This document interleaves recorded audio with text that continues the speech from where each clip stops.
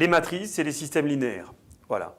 On va essayer de résoudre ce système. C'est un système de 3 équations, 3 inconnues, x, y, z.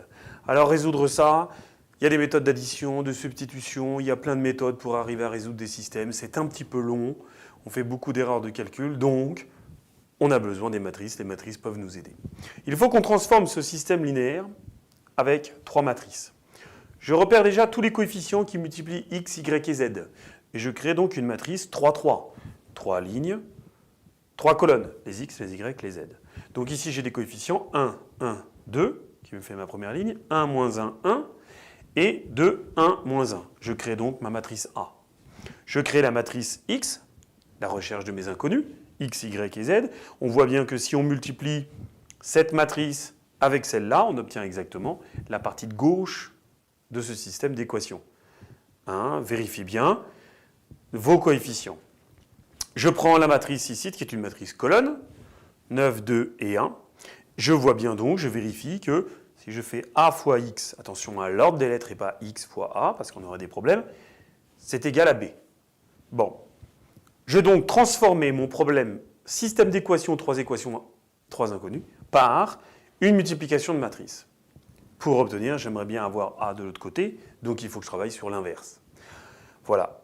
L'inverse. La règle, c'est si AX égale B, si on a une multiplication de matrices de ce type-là, qui ressemble exactement à un système linéaire, et A est inversible, on va en parler, alors obligatoirement X c'est A moins 1B. A moins 1B et pas B fois A moins 1. A moins 1B.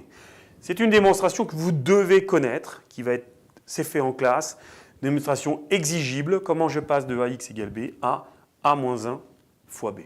Le problème, c'est de vérifier si A est inversible. Donc allez voir la vidéo, comment démontrer qu'une matrice est inversible.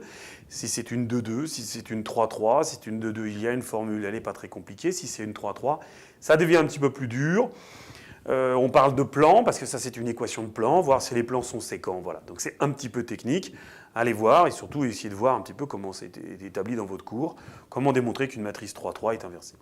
Si elle est inversible, si on le sait, à ce moment-là, vous prenez votre machine, vous multipliez A-1 par B si c'est une 3-3, si c'est une 2-2, vous calculez A-1, vous multipliez par B, la vidéo sur les multiplications, c'est pas très compliqué, et à ce moment-là, on trouve 1, 2 et 3 comme solution. 1, 2 et 3, ça veut dire, par rapport à x ici, ça veut dire que x égale 1, y égale 2, et z égale 3. On a toujours la possibilité de vérifier.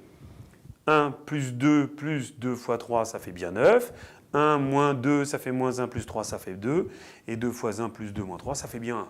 Il faut toujours vérifier, surtout sur un système de 3 équations, 3 inconnues, c'est pas très compliqué de vérifier si notre solution elle est cohérente avec le système d'équations. Donc, il y a un peu de cours, surtout une belle démonstration. La technique n'est pas très compliquée pour résoudre ces systèmes et on gagne énormément de temps par rapport à des méthodes de substitution ou d'addition comme en seconde ou au collège.